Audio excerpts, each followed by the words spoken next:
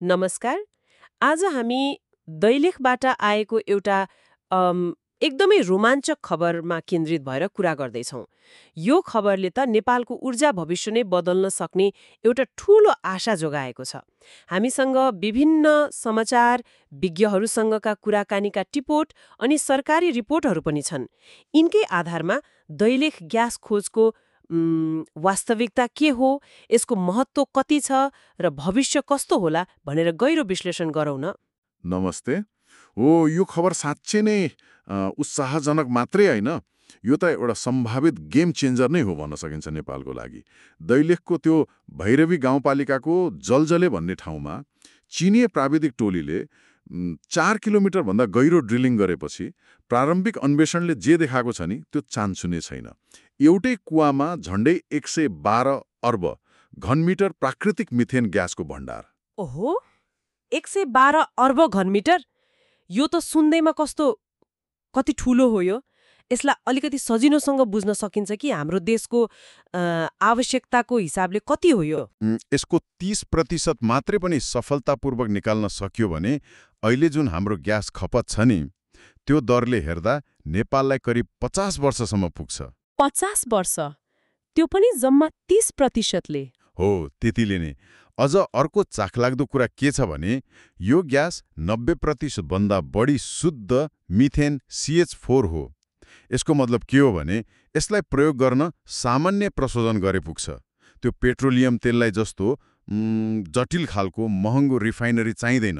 50 वर्षलाई पुग्ने अनि सामान्य प्रशोधनले हुने, यो त खै सुन्दा त अचम्मै लाग्यो। सबैको मनमा अब एउटै प्रश्न होला, कहिलेदेखि प्रयोगमा आउला त यो ग्यास?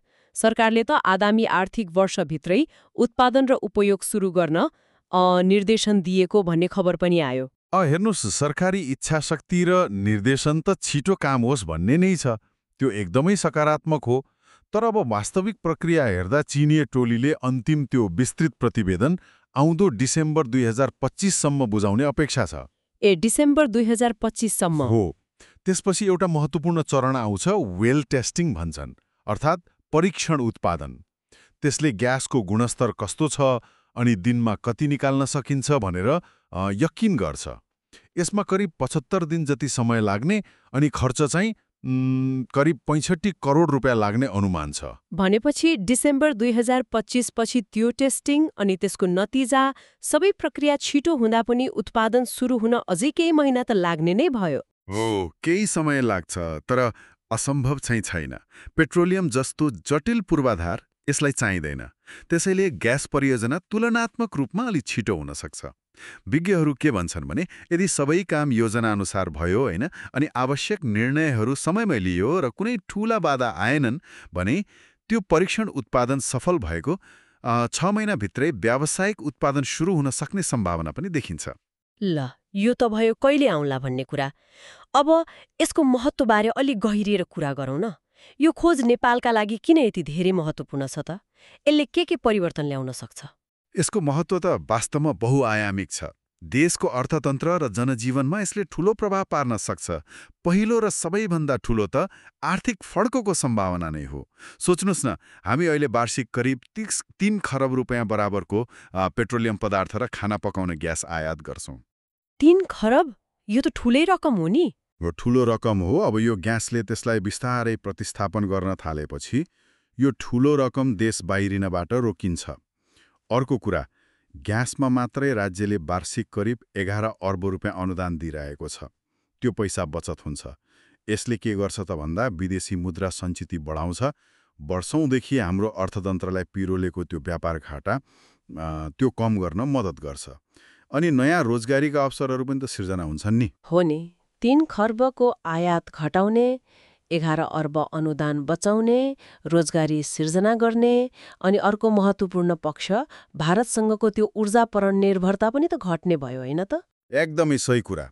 यो नेपालको ऊर्जा सुरक्षा र आत्मनिर्भरतातर्फको एउटा ऐतिहासिक कदम हुन सक्छ। अहिले हामी खास गरी खाना पकाउने ग्यासमा त पूर्णतः भारतमा निर्भर छौँ।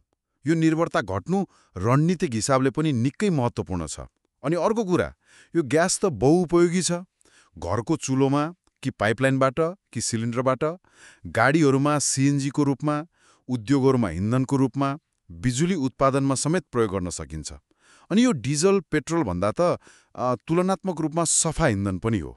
नेपालमा पेट्रोलियम अन्वेषणको प्रयास त उहिले 60को दशकदेखि नै भएको भन्ने सुनिन्छ, तर खासै सफलता मिलेको थिएन। यसपटकको सफलतालाई चाहिँ कसरी हेर्ने? यो किन विशेष भयो? राजनीतिक कारणले पनि होला, उल्लेख्य सफलता मिलेको थिएन। दैलेखको यो सफलता विशेष छ किनभने यो 2072 सालको त्यो नाकाबन्दी पछि चीन सरकारसँग भएको सम्झौता अन्तर्गत चीनिया आर्थिक तथा प्राविधिक सहयोगमा भएको हो। यसले के देखाउँछ भने निरन्तर प्रयास र सही साझेदारी भयो भने नतिजा आउन सक्छ।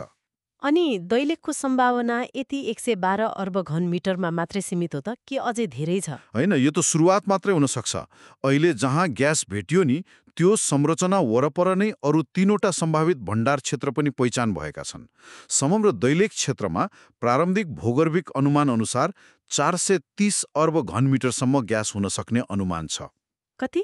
430 अर्ब? हो, 430 अर्ब घनमिटरसम्म। यदि यो सबै अनुमान पुष्टि भयो भने त यो नेपालका लागि शताब्दीकै सबैभन्दा ठूलो प्राकृतिक स्रोतको खोज हुनेछ।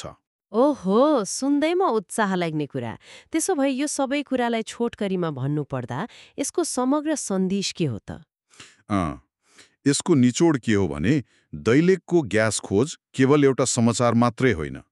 यो नेपालको ऊर्जा सुरक्षा, आर्थिक कायापलट र समग्र भविष्यका लागि एउटा शक्तिशाली आशाको किरण हो, एउटा ठूलो अवसर हो।